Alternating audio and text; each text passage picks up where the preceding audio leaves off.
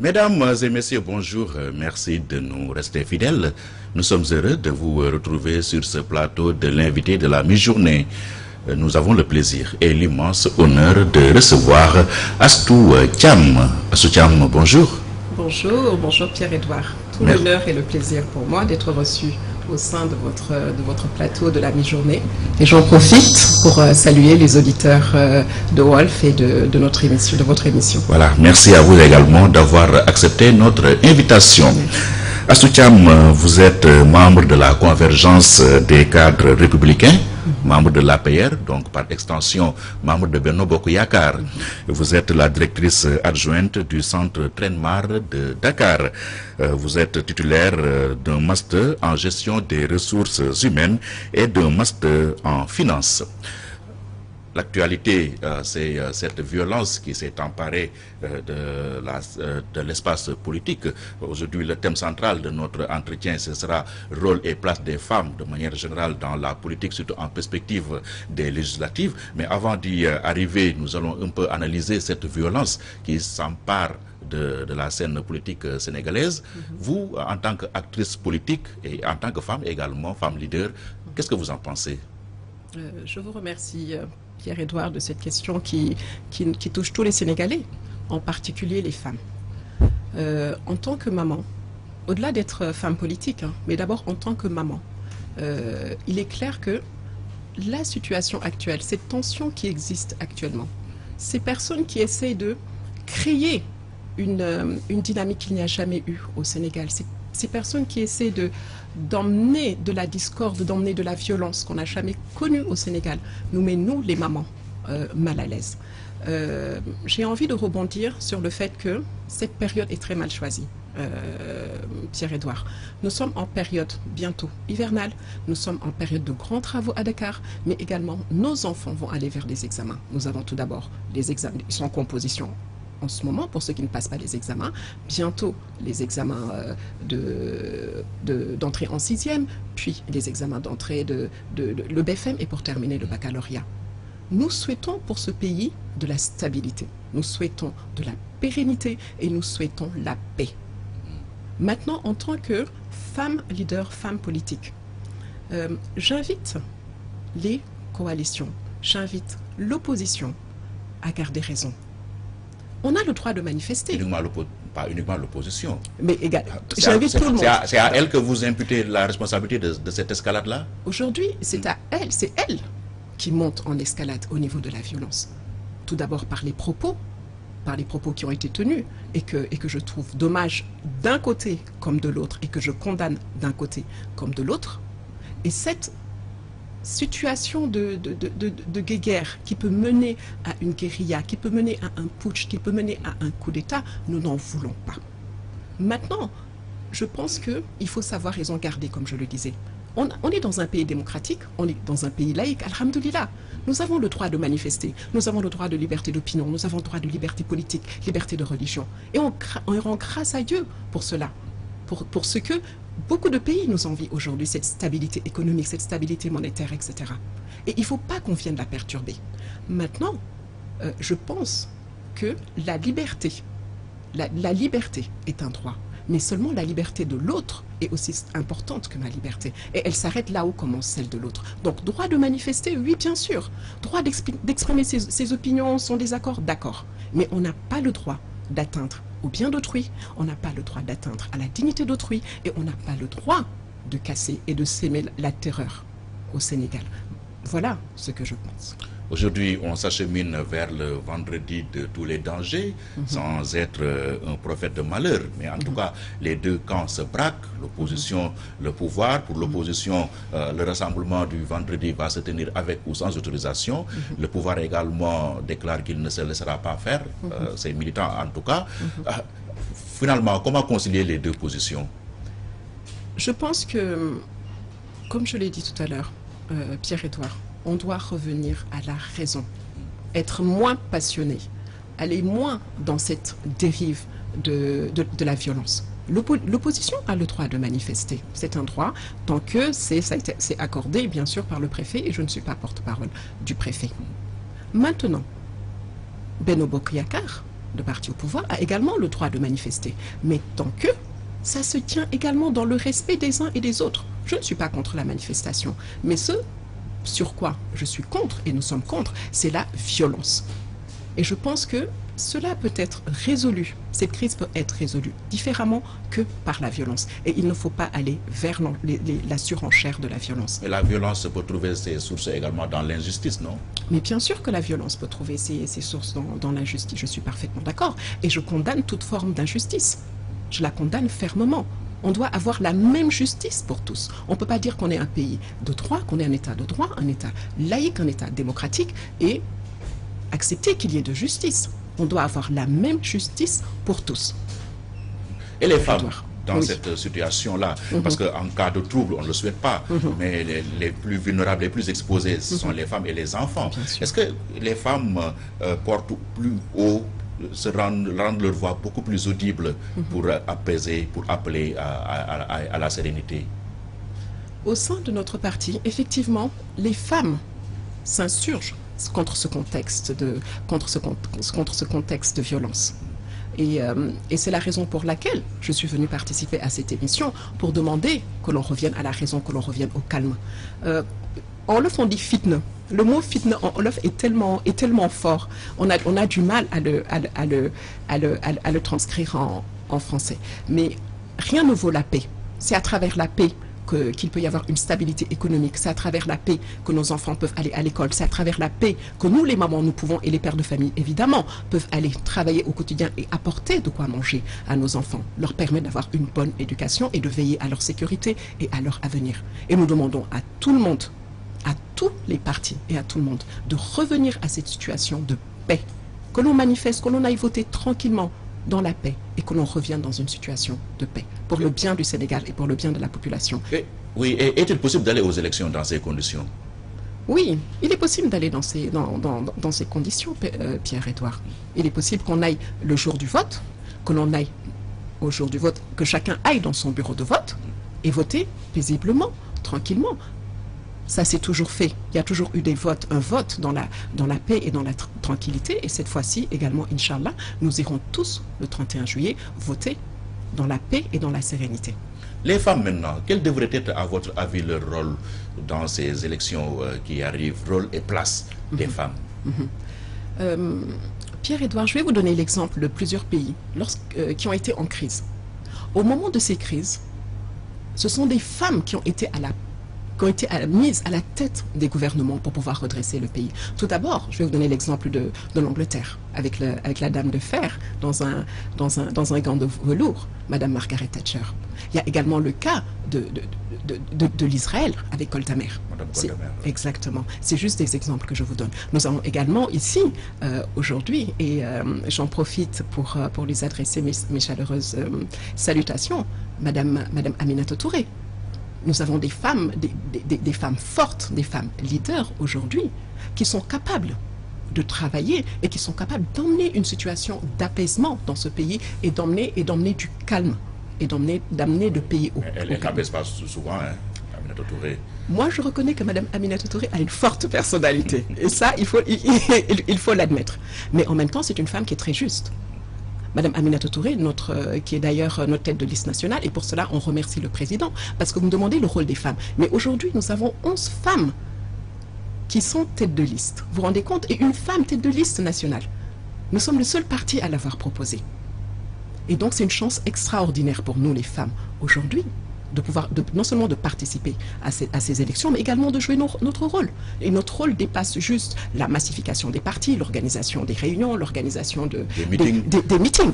Ça va animer, danser et repartir. Mais notre rôle dépasse cela. Notre rôle dépasse cela.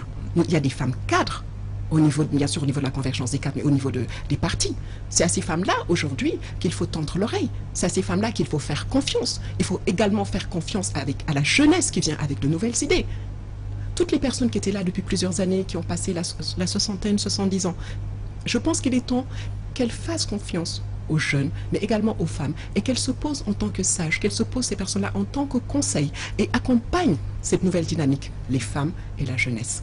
Est-ce que le principal défi qui se dresse sur le chemin de ces femmes-là, justement, n'est pas celui de la formation? Alors, Au-delà de la formation, moi je dirais encore plus, c'est le recrutement tout d'abord. D'aucuns ont reproché qu'à l'Assemblée, certaines femmes n'étaient pas suffisamment formées. Mais comment d'abord ont-elles été recrutées? Et derrière, qu'est-ce qui a été mis en place pour ces femmes afin de les former? Vous savez, aujourd'hui, beaucoup de femmes ne veulent pas faire de la politique pour plusieurs raisons. Moi, je vais vous donner mon exemple. Je suis maman de plusieurs enfants d'ailleurs que j'embrasse et qui vont me suivre tout à l'heure. Je me suis dit, je ne vais pas faire de la politique, parce que je viens d'une famille de politiciens, d'un grand-père qui a fait de la politique, d'un papa qui a fait de la politique. Et je me suis dit, quand j'ai vu toute la logistique qu'il y a derrière, tous les sacrifices que ça demande, je me suis dit, moi, en tant que femme, je ne ferai pas de la politique parce que je ne peux pas faire ça à mes enfants. Les événements qui se sont déroulés l'année dernière, au mois de mars, j'habite Mermoz, des hordes de jeunes sont passés dans mon quartier. J'ai eu peur, pour la première fois, j'ai eu peur. Et je me suis dit, moi, je ne veux pas vivre ça. Je ne veux pas ça pour mon pays. Je ne veux pas ça pour mes enfants. Et donc, c'est la raison pour laquelle je suis rentrée en politique. Mais s'il n'y avait pas eu ces événements-là, je ne serais pas rentrée en politique. Votre entrée en politique, elle est récente. Mon entrée en politique est très récente. Et elle est récente parce que les femmes doivent entrer en politique. On doit entrer en politique parce que nous avons des messages forts à porter. Parce que nous pouvons changer les choses. On a laissé les hommes faire la politique. On a vu à peu près ce que ça a donné. Mais maintenant, les femmes doivent venir appuyer ces hommes-là, accompagner les hommes pour emmener une nouvelle dynamique. On parle d'apaisement, on parle d'éducation, on parle de formation. Nous sommes porteuses des valeurs et vertus de cette société. Nous éduquons. Donc, je pense que les femmes aujourd'hui peuvent influer positivement, que ce soit au niveau des textes, des lois qui vont être votées, mais également au niveau de toutes les décisions qui vont être prises au niveau des sphères les plus hautes. Et pour cela, on doit faire confiance aux femmes. Vous avez parlé tout à l'heure de l'Assemblée nationale. Certains pointent la loi sur la parité pour expliquer la pauvreté un peu des débats à l'Assemblée nationale. Au-delà de l'aspect caricatural de cette boutade-là, est-ce que cette boutade ne recouvre pas quelque chose de vrai et de véridique? Alors moi, je trouve que cette boutade, elle est sexiste. Pierre-Edouard, si vous voulez la vérité. Vous y allez trop fort là. Ben non, elle est totalement sexiste parce que qui en parle de ça? Ce sont les hommes. J'ai pas entendu une femme dire ça, ce sont les hommes qui disent ça.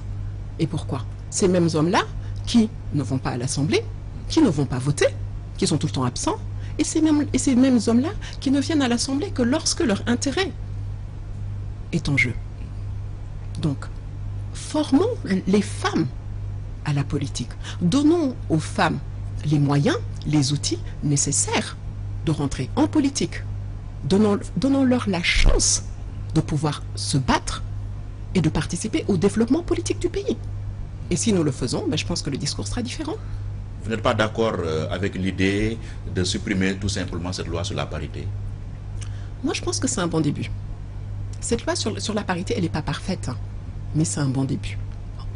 Elle est tellement peu parfaite qu'on a vu les erreurs que ça a apportées au niveau des listes qui ont été rejetées, d'une partie et de l'autre. Mais c'est un bon début. Et pour aujourd'hui, je suis parfaitement d'accord avec le président pour dire que c'est la meilleure façon d'emmener à la parité, c'est la meilleure façon d'emmener à ce qu'il y ait plus de femmes dans cette sphère politique. Nous représentons 52% quand même de la population. On doit être visible, nous devons être visibles, nous devons être présentes, nous devons prendre des décisions pour nous, pour nos enfants, pour la société. Et donc, comment doit s'opérer ce choix-là pour investir les femmes? Est-ce que c'est sur la base de leur formation intellectuelle, de leur carrure intellectuelle, ou tout simplement parce qu'elles savent mobiliser? Je pense qu'il doit y avoir un peu de tout. Il doit y avoir un peu de tout. Pour certaines, effectivement, elles savent très bien mobiliser. Elles ont de la prestance, elles ont de la dynamique, elles ont des ressources, elles ont du réseau. Dans ce cas-là, accompagnons-les au niveau de la formation et emmenons-les de façon un peu plus structurée, justement sur ces listes. Maintenant, pour celles qui sont éduquées, qui ont des diplômes, accompagnons-les également pour qu'elles puissent être dans cette mouvance-là. Je pense qu'il y a un équilibre. Pourquoi la question ne se pose pas pour les hommes? Vous ne m'avez pas posé la question pour les hommes. Il y a des hommes aujourd'hui qui savent mobiliser, mais qui ne sont pas très bien formés.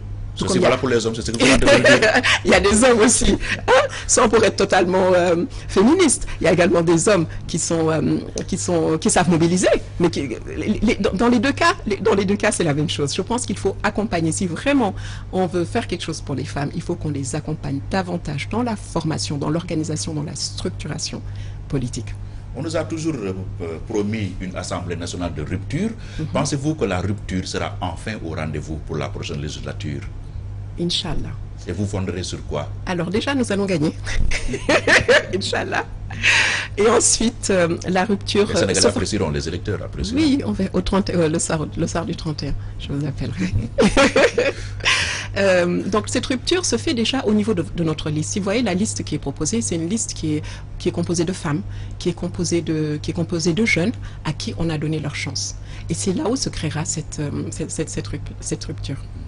Les jeunes, parlons-en. Est-ce que vous également, ce qui est valable pour les femmes, il est aussi pour eux? Est-ce que vous pensez qu'ils ont la place qu'ils méritent dans la scène politique sénégalaise? Tout à l'heure, je disais que, en parlant des femmes, je disais qu'il en était de même pour les jeunes. Nous devons accompagner les jeunes. Les jeunes ont toute leur place dans la société. Vous savez, le Sénégal est composé de 80% de jeunes âgés de moins de 35 ans. Mais ils doivent être représentés. Et accompagnons-les, que ce soit sur le plan de la politique au niveau de la formation, accueillons-les, écoutons-les, faisons-leur confiance. Mais au-delà de ça, je pense que le travail doit se faire en amont, Pierre-Edouard. Nous avons énormément de jeunes qui sont aujourd'hui dans une situation de pauvreté, qui sont dans une situation de déscolarisation. Pourquoi? Parce qu'ils sont sortis des daras. Et à la suite des daras, il n'y a pas eu un accompagnement derrière, il n'y a pas eu de formation professionnelle derrière, il n'y a pas eu de suite. Ils sont sortis des daras, on les a lâchés. Certains sont devenus tailleurs ou autres. On doit accompagner ces jeunes-là, on doit former ces jeunes-là. Et d'ailleurs, c'est ce qui est en train d'être mis en place, hein, avec l'ADER, avec le 3FPT, avec tout ce qui est mis en place, Réundaoui, etc. Tout ce qui a été... Autant de mécanismes dédiés au financement des jeunes et le problème du chômage reste entier. Alors, le problème du chômage met du temps à se réguler. Ça prend du temps. Parce que ces jeunes-là, quand on les met en formation pour 3 mois, 6 mois, 1 an ou 14 mois, 16 mois, 18 mois, je suis dans le domaine de la formation. Pendant ce temps-là, ils sont toujours au chômage. Mais nous ne pourrons apprécier les résultats qu'à la fin de la formation, quand ils seront en poste. Il y a aussi un autre problème. On a le problème des jeunes qui sortent de l'université, qui n'est pas une université professionnelle et qui se retrouvent au chômage. Parce qu'ils ne sont pas, pendant tout leur cursus universitaire, ils n'ont pas été insérés par le biais de stages, par le biais de l'alternance. Et ils sont déconnectés, malheureusement, des réalités du marché. Et donc, c'est tout un travail qui doit être fait et mis en place pour pouvoir accompagner ces jeunes-là qui ont leur place, qui ont une très grande place dans la société. Là, vous soulignez la lancinante question de l'inadéquation entre la formation et les besoins du marché. Ah, mais ça, c'est clair. Mais ça, c'est clair. Et c'est pour ça que nos jeunes aujourd'hui sont au chômage. Quand un jeune a son bac, donc c'est bon, il a obtenu son bac, il est orienté. Il est orienté dans une filière qui ne lui correspond pas, dans une filière qu'il ne connaît pas, dans une filière qui ne l'intéresse pas. Qu'est-ce qu'il va devenir? Donc il va suivre d'année en année, bon gré, mal gré. Il va faire 3 ans, il va faire 5 ans. Et au sortir de là, il n'a pas d'emploi. Au sortir de là, il n'a pas eu d'expérience professionnelle. Et au sortir de là, il est au chômage. Je pense que c'est ce système-là qu'on doit essayer de revoir. Nous, je vous donne le cas du centre Edmar de Dakar, où nous avons mis en place des périodes de stage pour nos étudiants. Nous accompagnons nos étudiants dans des entreprises pour qu'ils puissent y faire des stages. Nous mettons aussi en place des séjours d'immersion. On a mis en place un centre de langue. Parce qu'aujourd'hui, un jeune qui sort, ce jeune-là, il doit pouvoir parler l'anglais pour pouvoir être valorisé. C'est sa valeur ajoutée sur le marché de l'emploi. Un diplôme plus l'anglais. Et l'université, à terme, doit arriver à ce genre de choses. C'est-à-dire former les jeunes, les universitaires, mais également essayer dans quelle mesure leur proposer une expérience professionnelle et les emmener vers une langue de travail. La langue de travail, effectivement, c'est le français, mais la langue internationale aujourd'hui, c'est l'anglais. Voilà les défis. Et pour tous ces jeunes qui sont sortis des daras ou qui n'ont pas envie de... qui ne voient pas comment s'insérer ou s'insérer, je pense que le moment est venu que l'on réfléchisse au service, pas au service militaire, parce que ce mot-là, militaire est un peu fort, mais au service civil. Ça peut être un service civil d'1 an, ça peut être un service civil de 2 ans. Et ce service civil leur permettra derrière, non seulement d'apprendre un métier, d'avoir une formation. Et le Sénégal, aujourd'hui, a des centaines de terres arables au niveau de la vallée du fleuve. Ça peut être l'occasion également de développer ces parties-là et de rendre le Sénégal autosuffisant. Donc je pense qu'il y a à faire, il y a énormément à faire pour les jeunes. C'est un vrai challenge. Le président l'a bien compris, s'en est emparé de ce combat-là. Et on verra les résultats, je pense, d'ici quelques mois. Oui, sauf que là, des projets pour un retour massif des jeunes à l'agriculture ont existé, oui. Mais ils n'ont pas donné les résultats escomptés. Les jeunes préfèrent prendre des perruques de fortune pour aller chercher un hypothétique Eldorado ailleurs. Et c'est triste. Et c'est malheureux. Oui, au-delà du constat oui. qu'il faudrait qu'on fasse.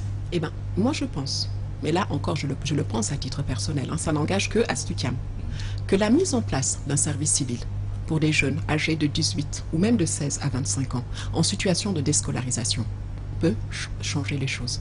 À travers ce service civil, donc ils recevront, comme je viens de le dire, une éducation, une formation, un métier. Et s'ils souhaitent devenir agriculteurs, parce que ce n'est pas obligé d'être agriculteur ou éleveur, ce n'est pas une obligation, mais on peut les former au métier dont le Sénégal a besoin.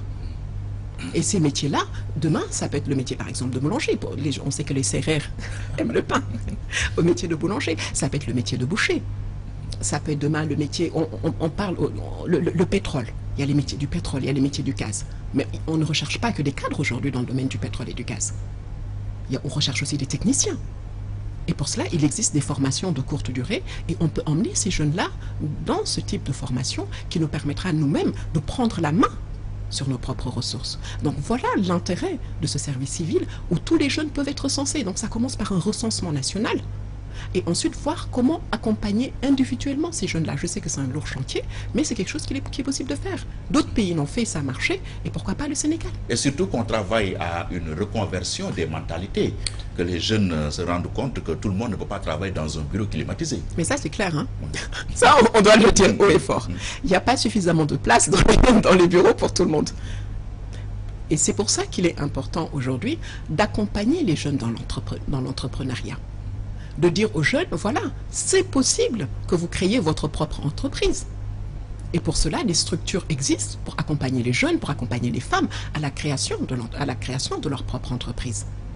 Et effectivement, c'est ce qui va leur donner de l'espoir. C'est ce qui va nous donner à nous de l'espoir et leur dire, voilà, tout ce que vous pouvez faire aujourd'hui en restant au pays. Votre avenir, c'est ici. Votre avenir, c'est pas de l'autre côté où il y a eu des millions de morts à cause du Covid. Votre avenir, c'est pas de l'autre côté où avant même d'arriver, vous avez 80% de mourir sur la route dans des conditions atroces.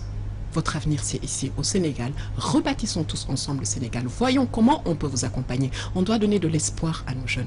On doit les écouter. On doit leur donner de l'espoir et on doit régler aussi leur situation et tout le social qui fait que ils n'y croient plus. Et globalement, que pensez-vous de la politique d'emploi du président Macky Sall, lui qui avait l'année dernière lancé le programme d'urgence Xëyu Ndaw yi, mais jusqu'à présent, l'action tarde à être, on dirait, au rendez-vous du verbe. Pour ma part, l'action est au rendez-vous. Mais vous savez, quand on démarre un projet, il faut le temps de la mise en place. Ça peut être un temps plus ou moins long selon le projet. Ensuite, il faut attendre aussi de voir le retour de ce projet. Ce fait qu'à 9h, mais c'est pas possible. Il faut que 10h au moins, entre 10h, patienter au moins 13h. Oui, c'est vous qui avez parlé de programme d'urgence. Hein? Oui, effectivement, c'est nous qui avons demandé le programme d'urgence qui est en train d'être mis en place. Et je pense que les résultats ne seront réellement visibles que dans les prochains mois à venir. Et je suis confiante. Un mot maintenant sur la vie chère. Les hausses presque généralisées des prix. Alors ça, nous en souffrons tous. Hein. Et moi, la première en tant que maman. Nous souffrons tous de cette vie chère. Mais on rend grâce à Dieu. Parce qu'entre 2012 et 2021, il n'y a pas eu de hausse des prix. Qu'est-ce qui s'est passé entre-temps? Covid. Alors que notre situation économique était en train de devenir florissant, le Covid est arrivé et a tout bousculé. Suite à ce Covid-là, qu'est-ce qu'on a eu? On a eu la guerre. Tout, hein, le Covid et la guerre en Ukraine ne sauraient tout justifier. Mais augmentation des taux de fret. L'augmentation des taux de fret justifie tous ces produits qui sont importés, qui arrivent au Sénégal. Comment fait-on quand il y a une augmentation du taux de fret? Le président, l'État met de l'argent, injecte de l'argent pour que les prix ne flambent pas. Et d'ailleurs, c'est le cas jusqu'à présent. Mais avec la guerre en Ukraine, l'augmentation du coût du blé, de l'engrais, voilà ce qui explique également le coût de la vie. Mais je suis d'accord également que certains en profitent quand on va au marché, quand on a une tomate, qui est cultivée ici, qu'on arrive, qu'on voit que le prix de la tomate a augmenté alors que c'est peut-être même cultivé dans le quartier, effectivement, ça ne se justifie pas. Nous devons être davantage solidaires. Voilà. Merci beaucoup, Astou Thiam, membre de la Convergence des cadres républicains, directrice adjointe du centre Trenmar de Dakar. Nous allons revenir juste après le journal pour la partie Wolof. Merci beaucoup. Bien sûr.